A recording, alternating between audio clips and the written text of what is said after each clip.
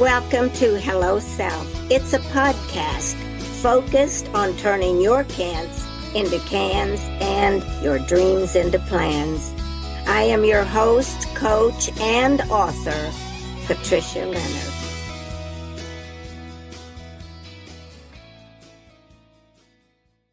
Hello out there, Hello Self podcast listeners. I am Patricia Leonard, your podcast host, and I am so excited today, and you're going to find out that you're glad you tuned in. And I just want, as I always ask, if you're standing on that corner of lost and you don't have a GPS, that's exactly what this podcast is about, because you know that I believe that every story gives us something if we pay attention, because in every story there are lots of gifts. Storytelling is something I've always believed in, and now I have the master of storytelling with me today. So we're going to have a good time, and I want you to pay attention to some of the tips and the journeys that my guest has been on, because this is the kind of work he's done for years. And I just want to introduce him, and then I'll give you just a brief overview of his bio, and then I'm going to let him take us on his journey, and we'll come in every once in a while and ask a few questions. But Doug Stevenson, my guest, I am so glad to have you here. And oh, wow, it's been a long time. It's been a while. Yeah, thank you for being here. And we just went through a storm, listeners, and Doug was patient enough to hold on. But I want to tell you how I met Doug Stevenson. Years ago, I took a workshop from him on storytelling. I was in International Speakers Organization, and I met him through there. And I loved who he was. He's a master of making something boring very exciting simply by adding a story. And I believe that art is the way to effective communication. I'm just going to give you a brief of his background, but I wanted you to know how I met him. He's remarkable, and besides, a very personable kind of professional who has traveled all over the world. Let me just take a few things from his bio. He is the CEO of Story Theater International, and he's in Tucson, Arizona. He is the creator of the Story Theater Method. He's a master storyteller and storytelling in business and life. Look at that book. That's his book right there. And this is something you need to get. Even if you're in corporate America, if you're in the arts, if you're in life, and I hope you are. But yes, it's got tips and strategies. And besides that, he's got so many places that you can get more information. He's got a podcast, storytelling that sticks for business and life. Doug is was a professional actor, and I don't want to steal all his story, but he was in movies from Snoopy to Grease. So he's got a lot of background. And one thing that he says, he had a karate chop from Chuck Norris.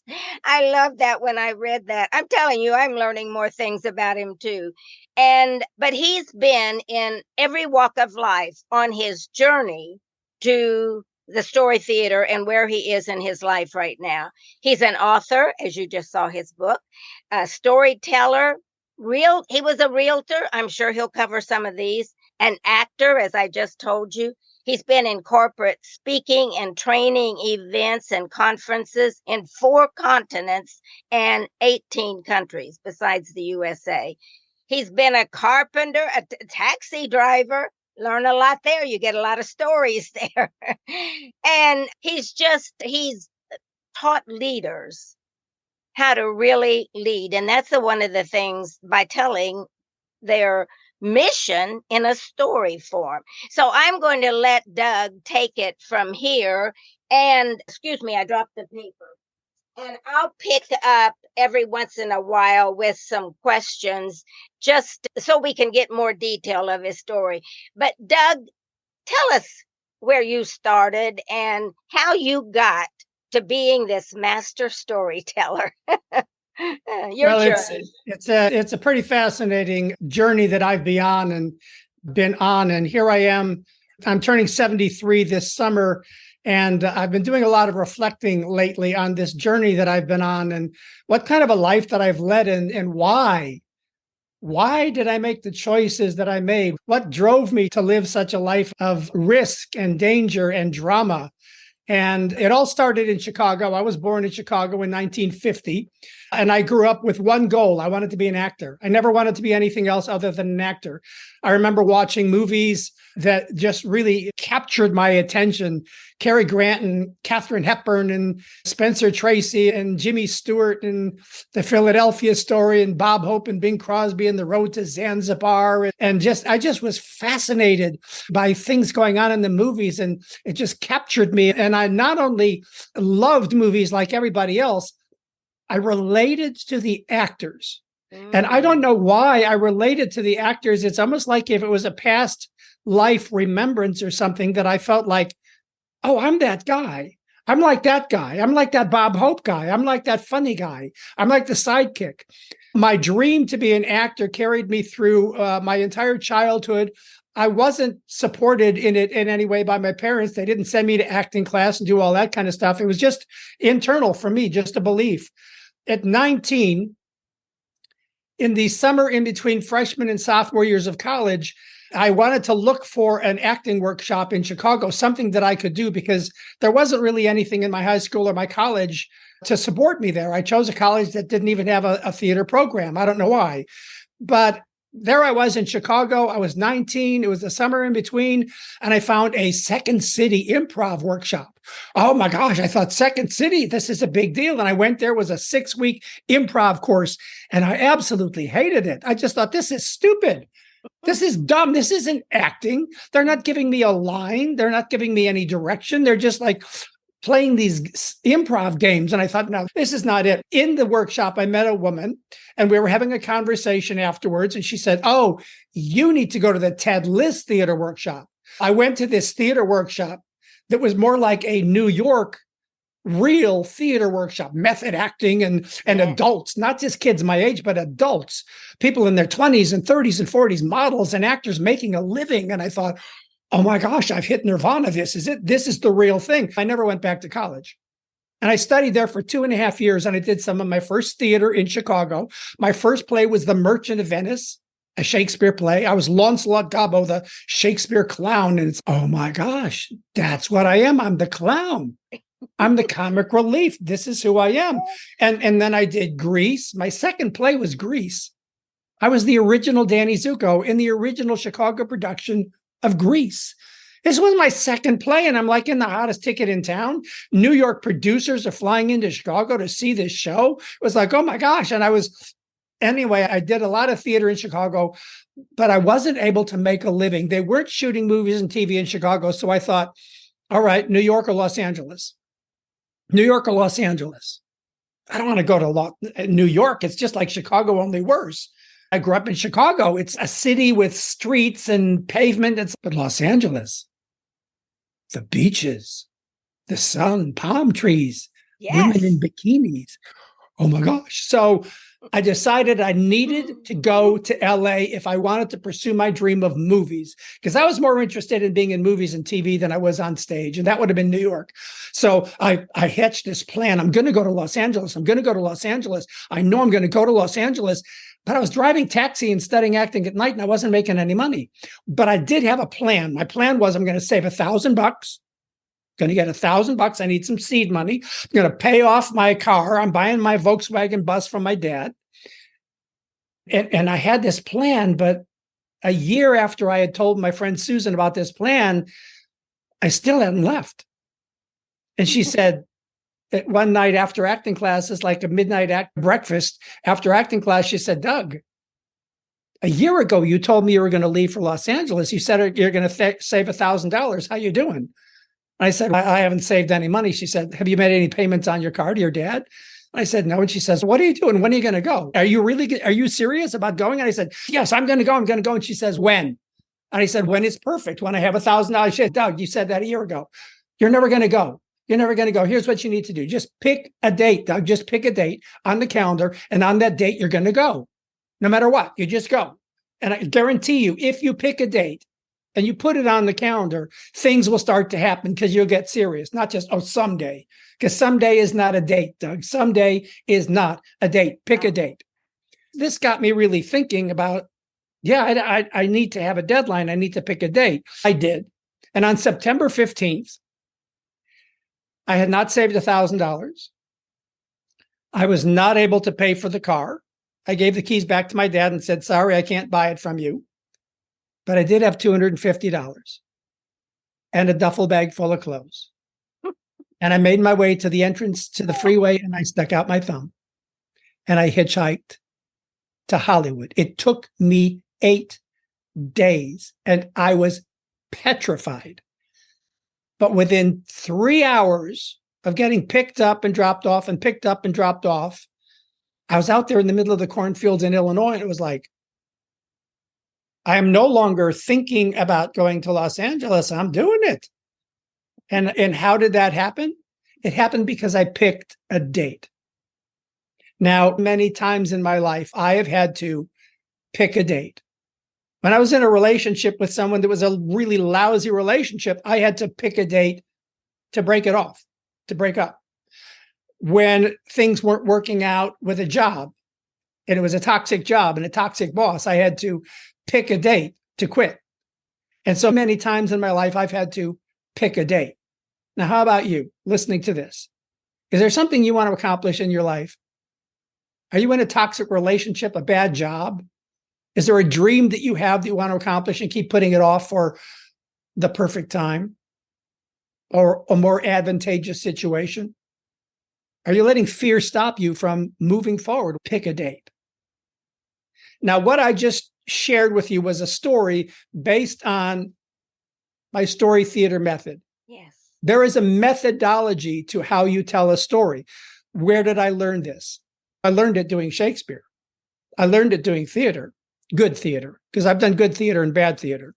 But what I didn't realize when I was an actor, when I was living inside of a play, because that's a concept that I want you to understand. If you're an actor and you've been cast in a play, every night that you go to the theater, you're basically living inside that play with the other actors.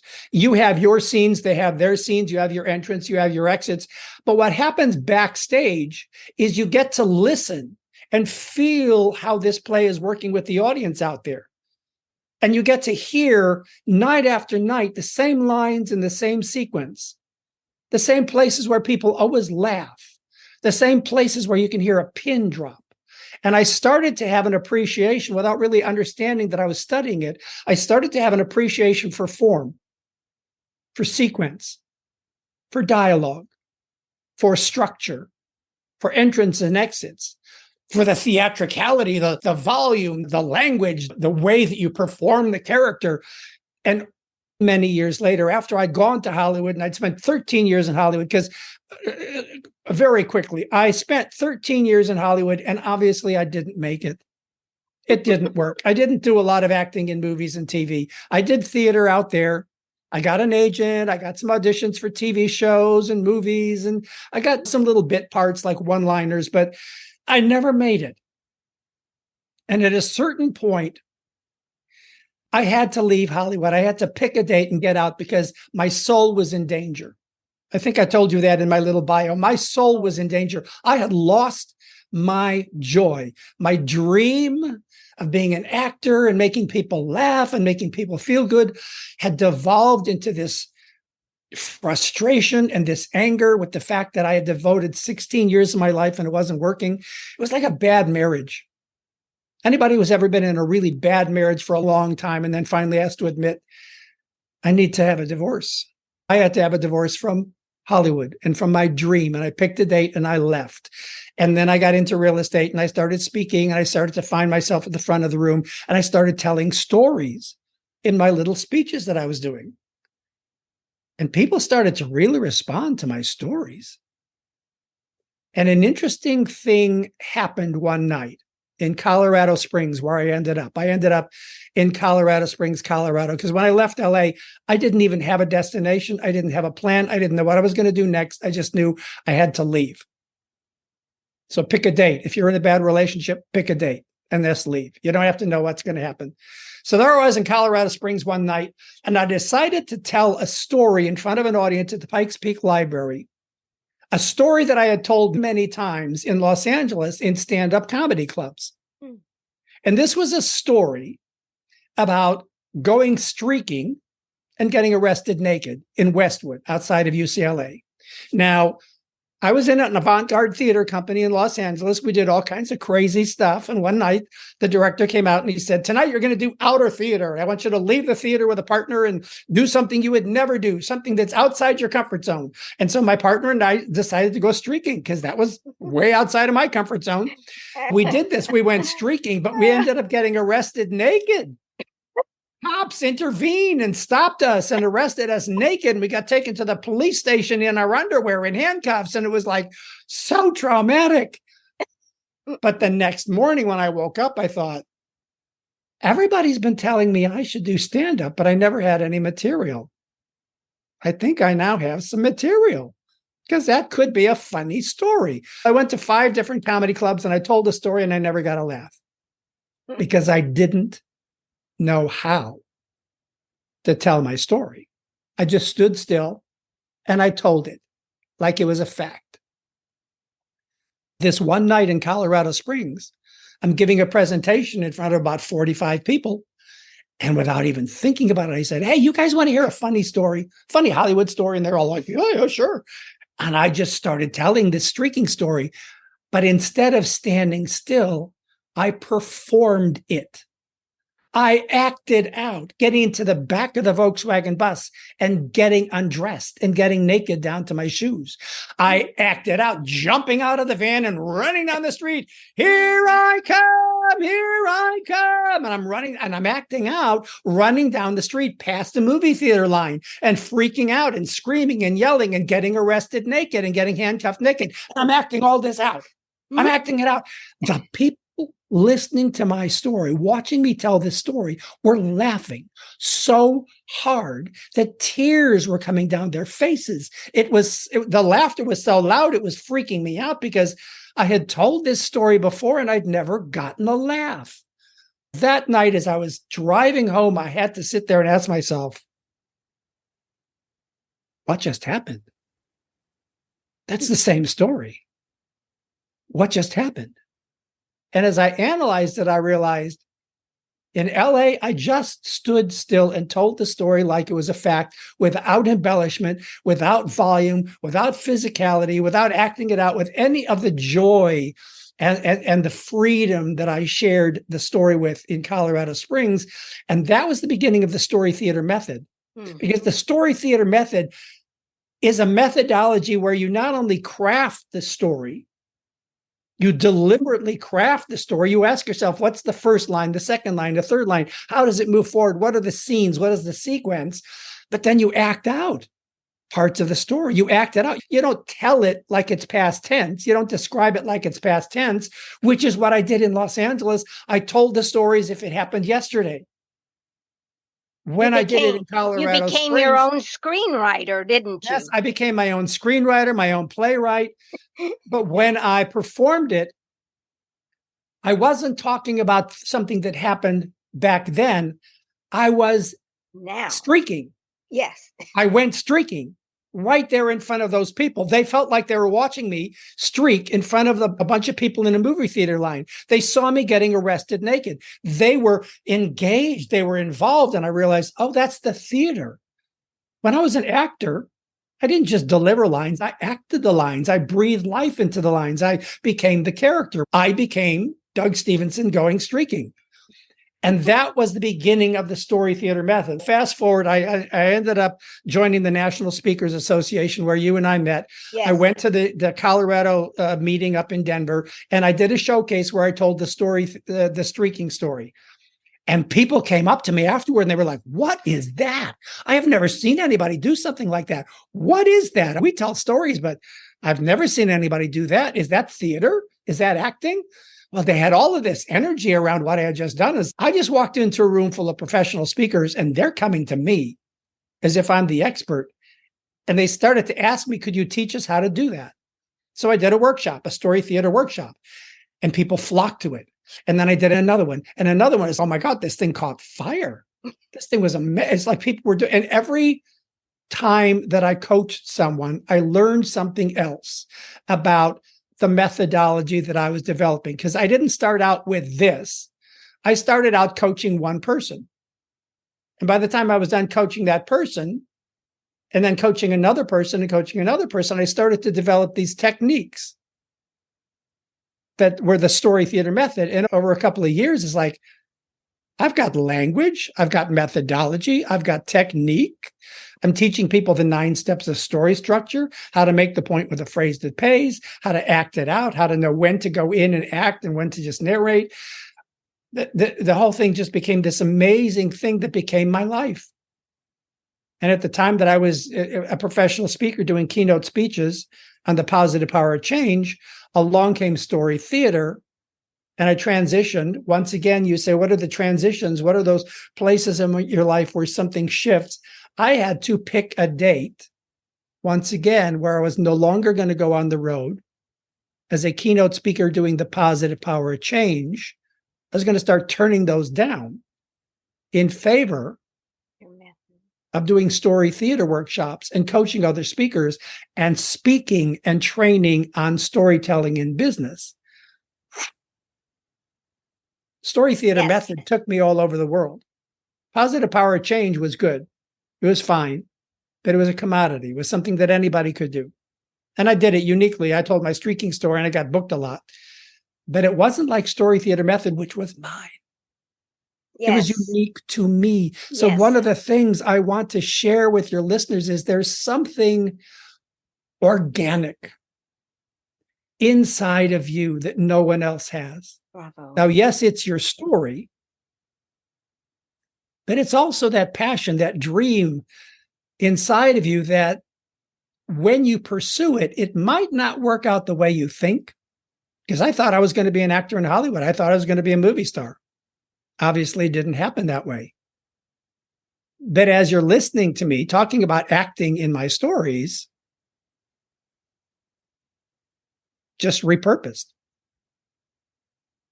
Yes, I love that you took it from your own, not even knowing your own plan, but you have given so many. I want to just point out some things to our listeners right now.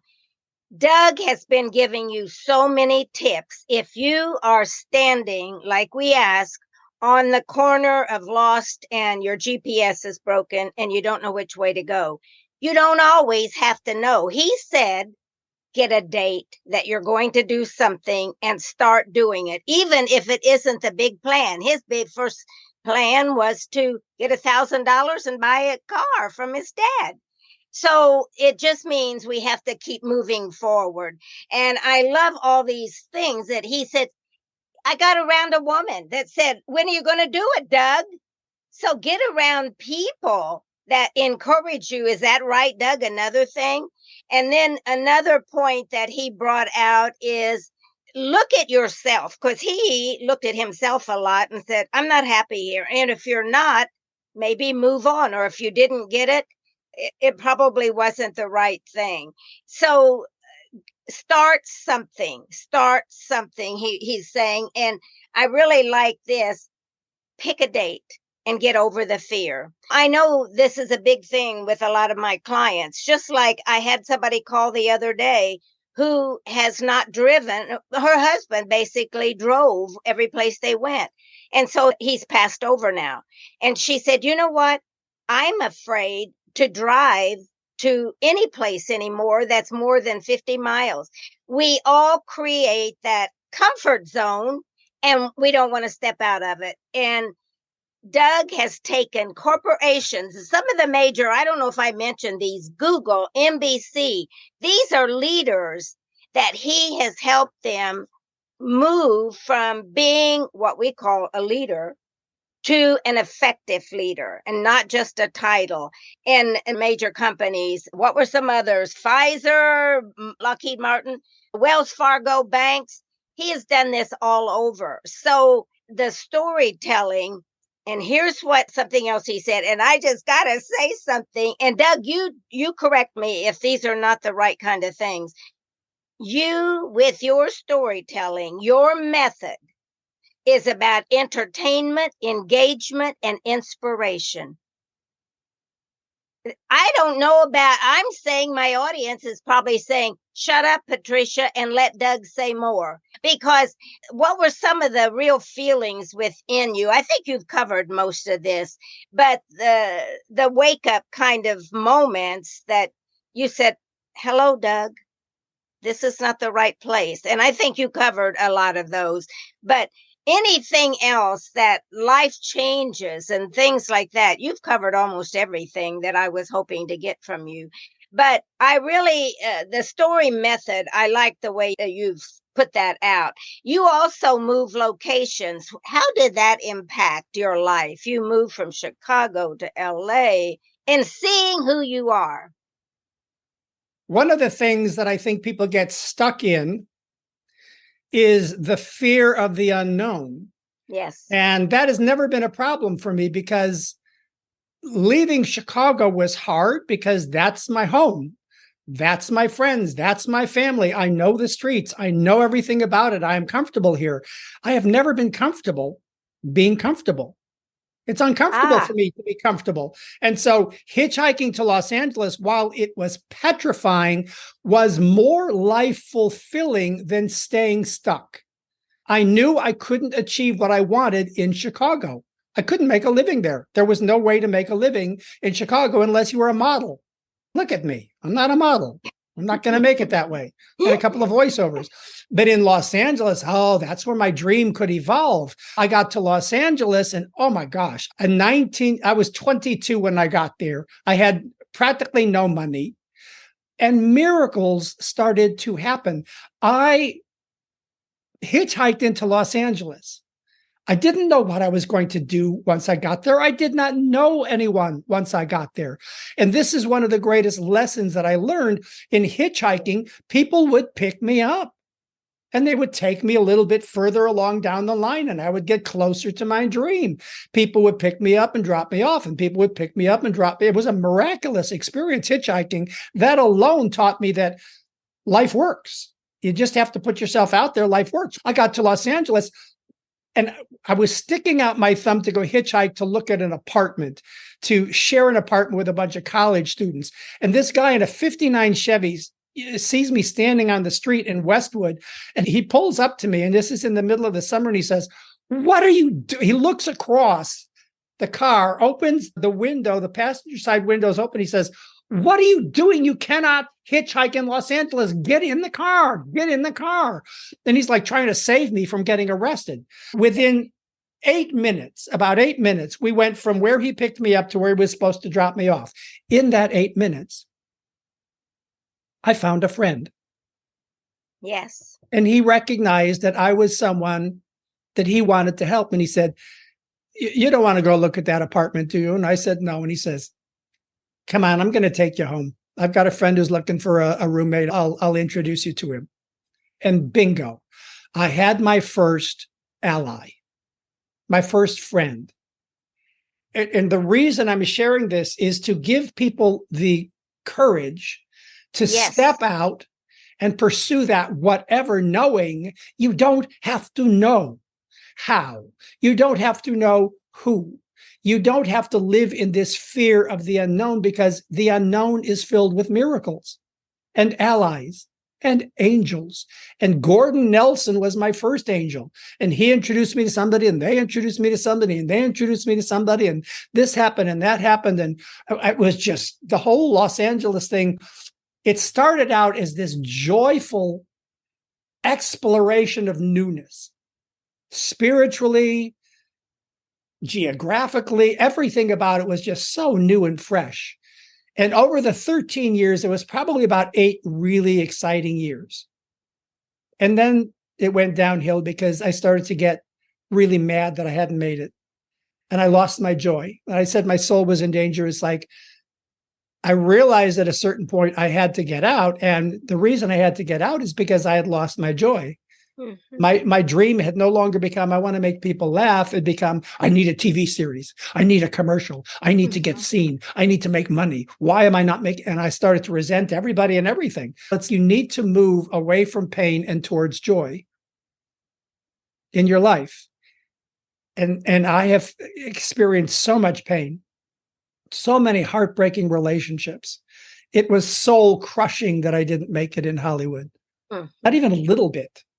Not even a little bit. It was just so the amount of success I had making money in Hollywood was so paltry that it was embarrassing to my Doug, own self. isn't it something that sometimes the obstacles or the pain that we have actually leads us in another direction? Because sometimes we don't want that. You mentioned you want everything to work, and you get all caught up like this and upset because it's not. But sometimes what looks like disaster actually is a good push toward another direction.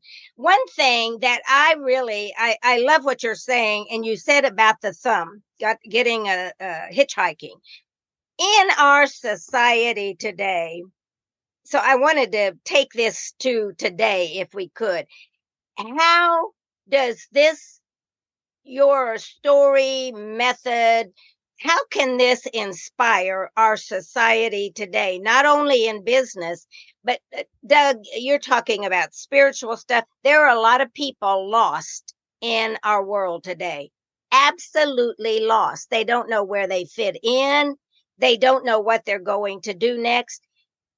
What would you say to those people? And your storyboard or your storytelling method, how does this make a shift in our society? Because it is needed in big time.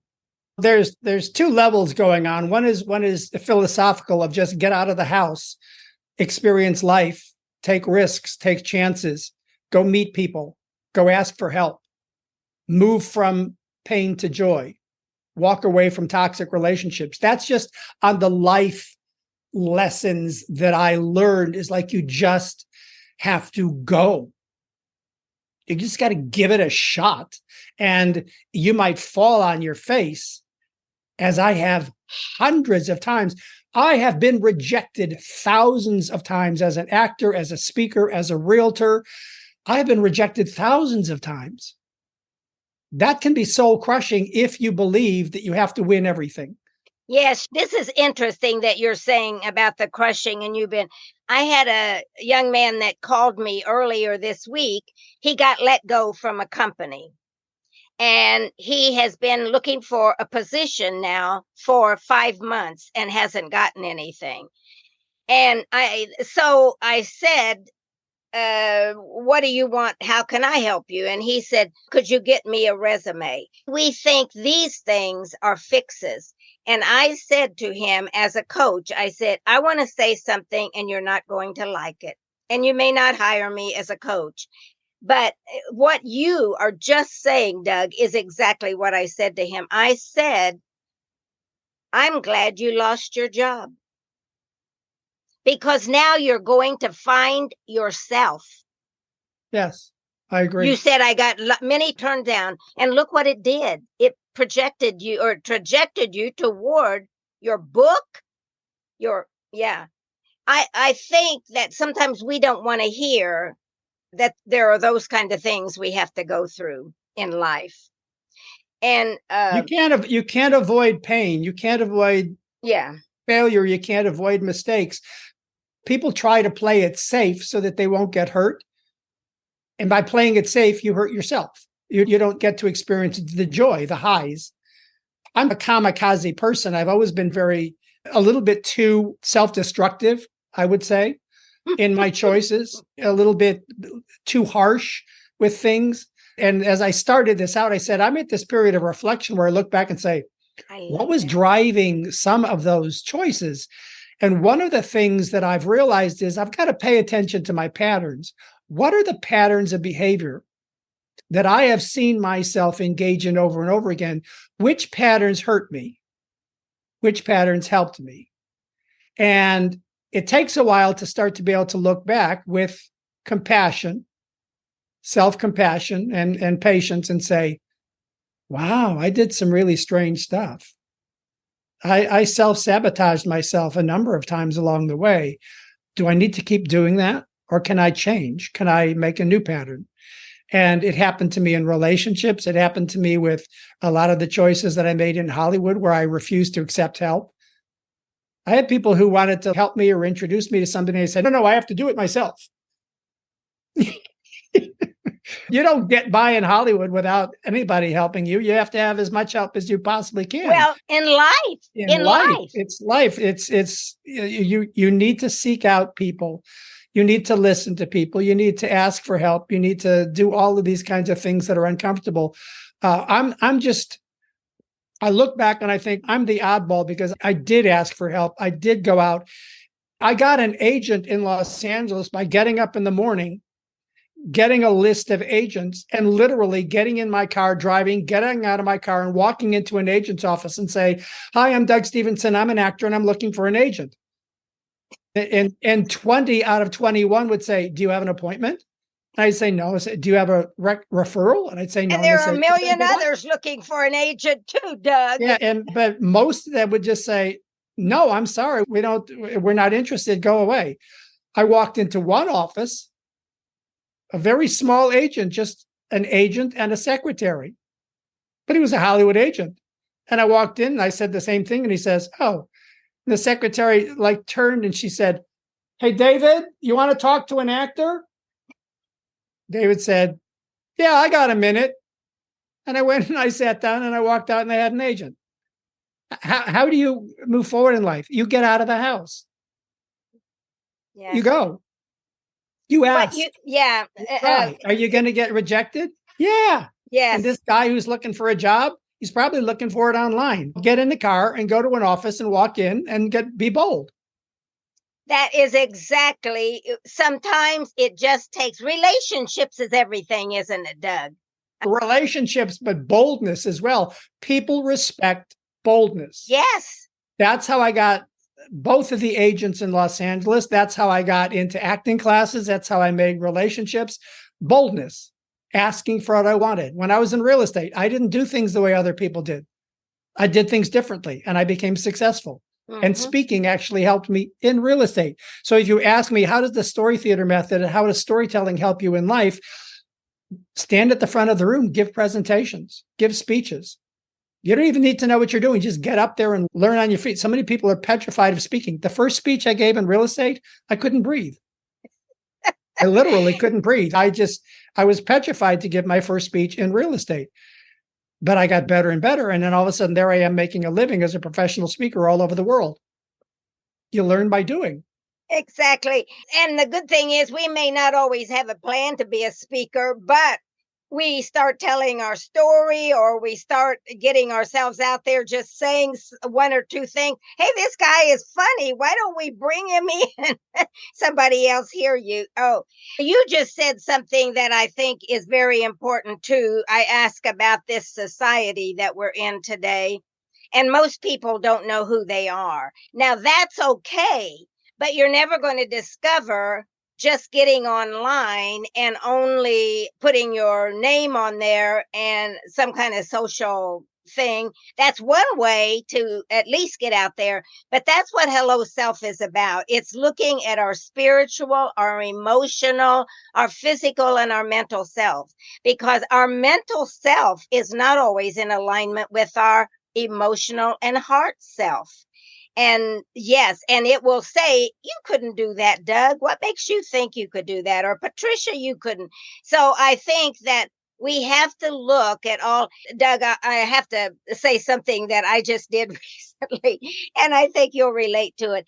Someone called me to do a spoken word presentation or performance, and I had 10 minutes. And so it was, the name of her event is called Never Sent. So what I did is I wrote a letter to Patricia Leonard, me. And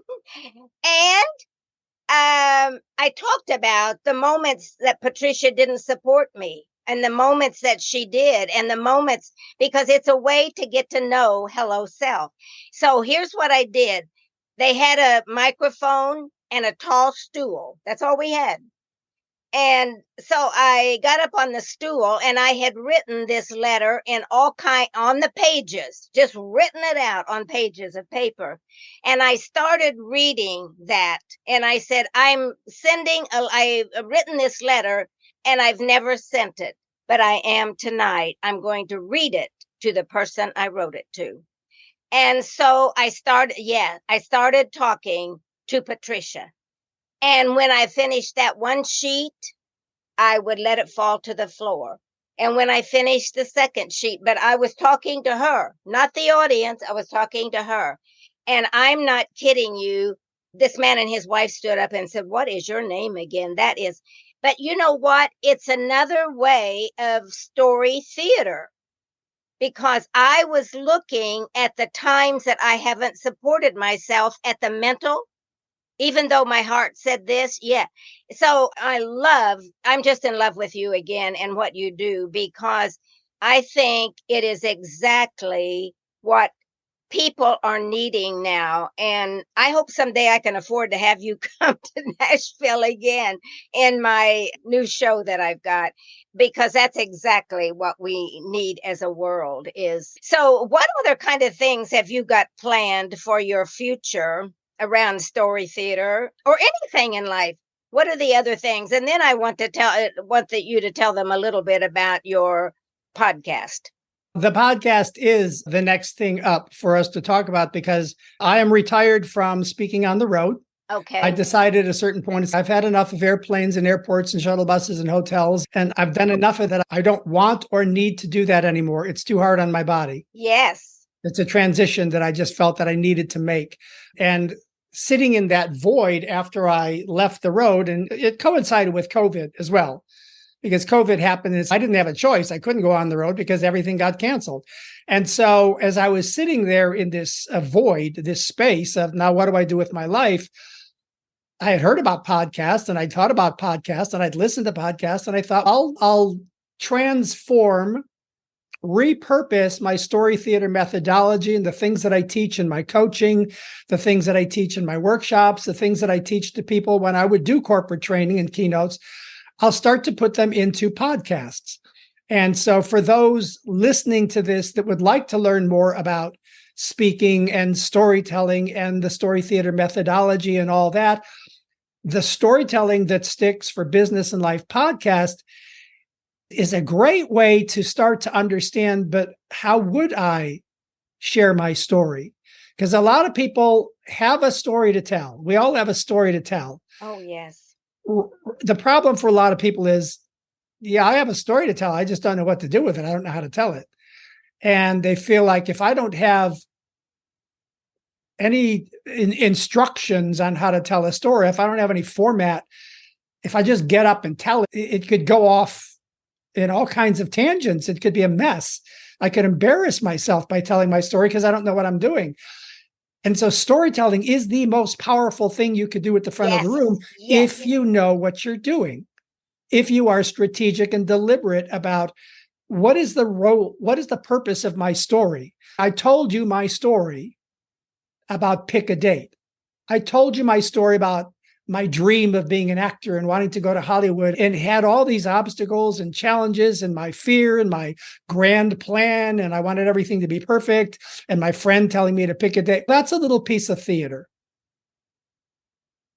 That's a very deliberate story. But whenever I start telling a story, I'm asking myself, what is the reason that I'm telling the story? What is the application for my listener? The application is pick a date. Yes. What did I learn? I learned that you need to pick a date. Otherwise, you just keep saying, someday I'm going to. Someday is not a date. And so by knowing what I want to do with a story, going back to my roots in Shakespeare and in the plays that I did where I would actually, I didn't know I was doing it, but I was studying. Yes. subliminally studying, why does this work? Why does this work and that doesn't work? Why does comedy work the way it works? And why do you get a laugh and don't get a laugh? So the podcast, Storytelling That Sticks, has been life-giving for me because it gives me something that I can focus on, because my agenda in life is to help. Yes. My agenda in life is I wanted to be an actor because I wanted to make people feel good. Yes. And the reason that I had to leave Hollywood is I had lost the desire to make people feel good. And it was all about me getting money. And it's that was not my soul's purpose. My soul's purpose is to help people feel good because people are in pain. My life goal is still to help people feel good, but it's to help. It's to help you tell your story. It's to help people find their purpose in life. It's to help people pick a date so that it can move forward. It's to help people get out of toxic jobs and toxic relationships. My job is through my stories and my philosophies and the lessons I've learned to help people move forward, because I have achieved amazing success. I've spoken in 18 countries. I've been hired by people and they flew me business class all over the world to speak. And it was like, really? People are going to pay me to speak in Amsterdam and Kuala Lumpur and London and Spain? What? But you had the right reason, the right mission. To help others. Yeah. Miracles can happen if you allow yourself to evolve. Yeah. If you allow yourself to fail and get back up and repurpose, and fail and get back up and repurpose. I'm married to the most wonderful woman in the world, Deborah. Amen. Everybody who comes in contact with my office goes through Deborah, and everybody says, "Oh my God, could I marry Deborah? Can I have Deborah?" Amen. Because how did I get to be with Deborah? Because I screwed up so many other relationships and learned from them. You learn, you move on, you improve. You learn, you move on, you improve. You fail, you get up, you move on. That's the lesson of my life. And at the end of your days, you will remember it all. And some of it you will cringe for. Yeah. Some of it will just make you cringe. There are memories that I have where I literally am sitting at the kitchen table and I have a memory of something. I go, oh. I have an emotional reaction, a physical reaction to, did I do that? And then I have to go, now let's focus on all the cool things that have happened. Yes. All the successes. Look at the result of all that. Yes, we can go back to the past, and sometimes it does not serve us. Well, the past is a great place to visit, but I don't want to live there. No. I just look at my life now, speaking to you. We met 15 years ago. Yes. At least. I've been to Nashville, speaking in Nashville 10 times. Many times being hired by clients, sometimes with NSA and the speakers groups. And I look at that as, boy, when I was trying to be an actor in Hollywood, I could not have imagined that I'd be speaking all over the world. That would be my life, that I'd be teaching storytelling. It's, wow, allow your life to define itself for you. And I'm telling you, storytelling is the way. If in corporate America, I've used the same thing, Doug taught me who I really was, because nobody in my neck of the woods really was big about the arts or anything like that. And they didn't even know that they believed in storytelling. But what I found out is, after I attended there's no stopping with the arts in corporate America, in coaching, in podcasting, anything you do. People are looking for, how do I get the next phase of my life? How can I learn from Doug? And I love your story. I go to your podcast. I don't always contact you and Deborah every time, but you are the reason that I am now a storyteller and have done it in corporate America and very successful in it. I used it in a company in Memphis, Cell Genesis, and we had to make a presentation to 4 VPs from San Rafael, California. They were the parent company. And we did it in a story. I put them in the story. and they all played their role in the story. Do you know that company then yes, they loved it. And then that company invited this small 25 people. They were cancer cell study for Vanderbilt. They took those people from that small plant here in Memphis and took them out to California to teach what they had learned out in California. I didn't go, they went, because they had been so impactful. 4 vice presidents, and they all had tears in their eyes. So what Doug is telling you is so impactful. So step out. Don't worry about the GPS. Reroute it if you have to hold a GPS. Just reroute it and to say, take me where you want to take me, because I think that's very important. I would suggest getting on his podcast. I would suggest buying his books. And I can tell you that will change the trajectory of your personal life. Yeah, there you go, Doug. And your professional life. Because this is a wake up about who we are. Hello, self. And this is a shifting time in our society to do that.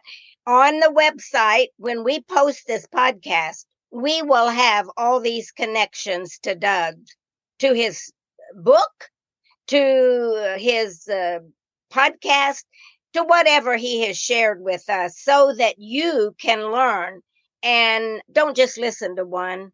Go in there and really be a study of his storytelling, because I'm telling you, it will change even your parenting. Doug, wouldn't you say you're a grandparent? I am a grandparent now, and it helps in every aspect of life, but certainly it will drive your business and your career forward and allow you to be of service in the world. Yes. And even love yourself more. Doug, is there anything you'd like to say in just wrapping up as we leave, to say to my audience? Anything? I think when I saw the title of your podcast, Hello Self, what it says to me is that we need to say hello to ourselves. We need to investigate ourselves. We really need to look in the mirror and look into our heart and soul and ask ourselves, what do I want to accomplish in life? How can I be of service in life? And are these relationships that I'm in, are these jobs that I'm in, are these choices that I make allowing me to move forward and be of service and help others, or are they holding me back? Am I stuck? And as you said, you used the GPS metaphor. I put into the GPS Hollywood and I went for it. But at a certain point, I had to erase that GPS destination, put in a new destination. Yes, reroute. And you just keep finding a new way to move forward. So I love the idea of Hello Self, because I said I'm in a lot of reflection at this point. And it's the reflection that has allowed me to bring wisdom to my listeners and to you and your listeners. And only by self-reflection and self-love do we get there. So thank you for the opportunity to share myself and my wisdom and my stories with your listeners. And thank you for your brilliance and your heart and soul for sharing yourself with your listeners. It's been a pleasure. The pleasure is all mine, but thank you. I am so grateful that in your busy life and everything that you've got going, that you would take the time out and be willing to share, because I'm telling you, I'm re-energized just from you telling your story again and getting to see you. So I'm excited. Everybody get on the podcast when it's posted and get the book and get on his podcast, because Doug will give you insight into yourself that you may never have experienced before. And just remember, this is the Hello Self podcast, and we're signing out. I am your host, Patricia Leonard. And as I always say to you before we sign out, keep dreaming and keep living your dream. Thank you for joining Hello Self today, and may it offer insights and inspire you to stay on your runway to success. Like, share, and subscribe. And remember this, keep dreaming.